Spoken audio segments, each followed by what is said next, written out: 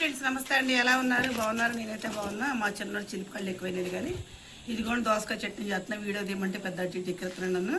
ఇదిగోండి చక్క దోసకాయ చట్నీ చేస్తాను. పచ్చిమిరపకాయ చక్కగా మగ్గ పెట్టానండి. ఇదిగోండి ఎల్లిపాయలు, జీలకర్ర, చింతపండు, దానికి కావాల్సిన పసుపు, దానికి కావాల్సిన గల్లు. ఫస్ట్గా మనం పచ్చిమిరపకాయలు వేసేసుకుందామండి. దోసకాయ ముక్కలు బుజ్జి కోస్తుంది, ఇంక పోయటం అవ్వలేదు. ఈలోపు నీళ్ళు వేసుకుందాం అని చెప్పి చట్నీ నీళ్ళు వేస్తున్నానండి. ఇది పచ్చిమిరపకాయలు మరీ ఎర్రగా వేయించాలి, చక్క దోరగా వేయించాలండి. మొన్నసారి అయితే బాగా ఎర్రగా వేగి తొక్కలు నలగలేదండి, అందుకని సరిపడా వేయించాలండి. ఇందులో కొద్దిగా గల్లుప్పు. చెప్పాడు కూర స్విచ్ వాళ్ళు బయట నుంచి లోపలికి వచ్చి చెప్పాలి. మీలాంటి వాళ్ళు వచ్చి చెప్తుంటేనే మాలాంటి వాళ్ళు పైకి వస్తారు. ఇదిగోండి చక్కగా పసుపు ఉప్పు వేసాను కదండి, మెత్తగా నూరుతున్నాను. చింతపండు అయితే కొద్దిగా ఒక్కరో వాటర్ వేసి నానబెట్టారండి, గట్టిగా ఉంటుందండి. మా ఇంట్లో మాకు డ్రైవర్ కోటికలో ఉండండి, వాడు పక్క నుంచి కార్ వేసేస్తున్నాడు నాకు. రారా వీడియో తీద్దామంటే మాత్రం రాడండి, ఎదవ పెద్ద ఎదవ. ఇదిగోండి చక్కగా మెత్తగా నలుగుతూ ఉంది కదా. అదిగోండి దోసకాయ ముక్కలు బుజ్జి కోసుకొచ్చి అడిగించి ఇదిగోండి దోసకాయ ముక్కలు చక్కగా ఇందులో ఇప్పుడు చింతపండు వేసేసుకుందాం. మా చిన్న బాబు కింద పడుకొని పక్క పడుకొని లేచి వంకర తిరిగి సినిమాలో తీసినట్టు చేస్తాడండి వీడియో ఇవాళ. ఇదిగోండి చూడండి పక్కన ఎక్కి వచ్చినాడు చూసారండి. చట్నీ అయ్యాక కొంచెం కారం దట్టంగా వేసి పెట్టాలి ఇడికేయాలన్న బాగా అడిగింది పిల్లోడికి. అది ఇదిగోండి చక్క చింతపండు కూడా మెత్తగా నలుగుతుంది కదండి, మెత్తగా గుజ్జులాగా నలిగిపోవాలండి. నలిగితే దోసకాయ ముక్కలు కందబెంద దొక్కుంటే కొంచెం ఉప్పు పసుపు కారం అడ్డు పడుతుంది.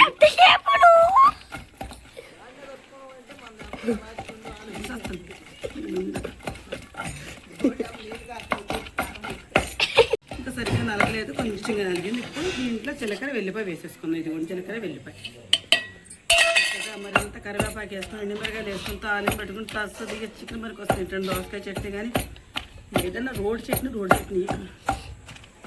చికెన్ ఉండినాడు కడుపు అన్నం తినలేమండి, చట్నీ వేసుకుని తిన్నాడు కమ్మగా తింటామండి. మెత్తగా నలిగేసుకుంటే దోసకాయ ముక్కలు దేవుందని కొంచెం కంద మీద దొక్కుంటే అయిపోద్దండి.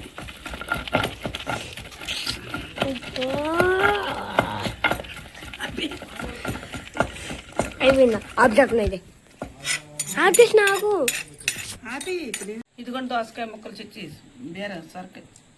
సారీ అండి పచ్చిమిరకాయ ముక్కలు చక్కగా నలిగిపోయినాయి కదండి. ఇప్పుడు దోసకాయ ముక్కలు వేసుకొని మన కన్నా బింద చక్కగా తొక్కుతామండి. తొక్కితే కొంచెం పులుపు కారం వాటికి పడుతుంది, ఉప్పు పులుపు పడుతుందండి. ఇంకా చిన్న చిన్న ముక్కలుగా కోసేసుకుని కలిపేసుకోవడమేనండి. కొంచెం పెద్ద ముక్కలు అనుకోండి, కొంచెం ఇట్లా తొక్కేస్తే మన ముక్క కొంచెం కారం పులుపు ఉంటుందండి, తినడానికి బాగుంటుందండి. అంటే కాయ పచ్చికాయలు కదండి, కరకరలాడుతుంది గట్టి కాయలు.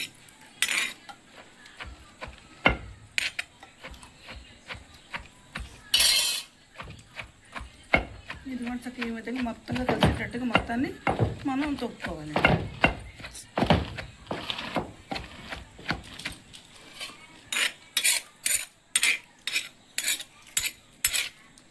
చక్కగా మెత్తగా తొక్కేసుకున్న తర్వాత అప్పుడు మనం తాలి పెట్టేసుకున్నామండి మంచిగా.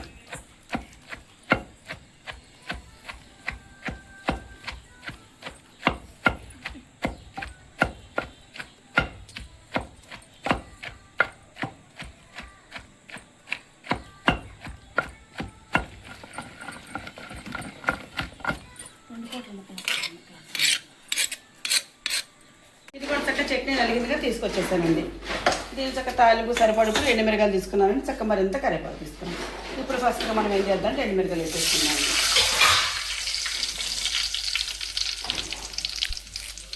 కరివేపాకు వేసుకున్నాం, ఇంత వేసుకుంటే అంత కమ్మగా వాటిస్తాం. చట్నీ తింటాను కూడా బాగుంటుంది. ఇంకా మా దగ్గర నేను ఎక్కువ తింటాను, కమ్మలంతా ఇంకా సరిగా నీరు ఎక్కువ.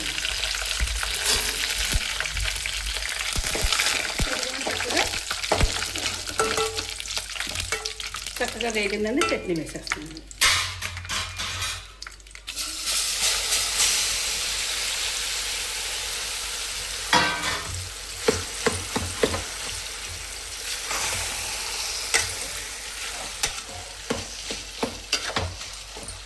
ఇదిగోండి చక్కగా నేనైతే దోసకాయ చట్నీ ఈ విధంగా చేసుకున్నానండి. నేను దోసకాయ చట్నీ చేసుకునే విధానం మీకు నచ్చితే ఒక లైక్ ఇచ్చింది, ప్లీజ్ సబ్స్క్రైబ్.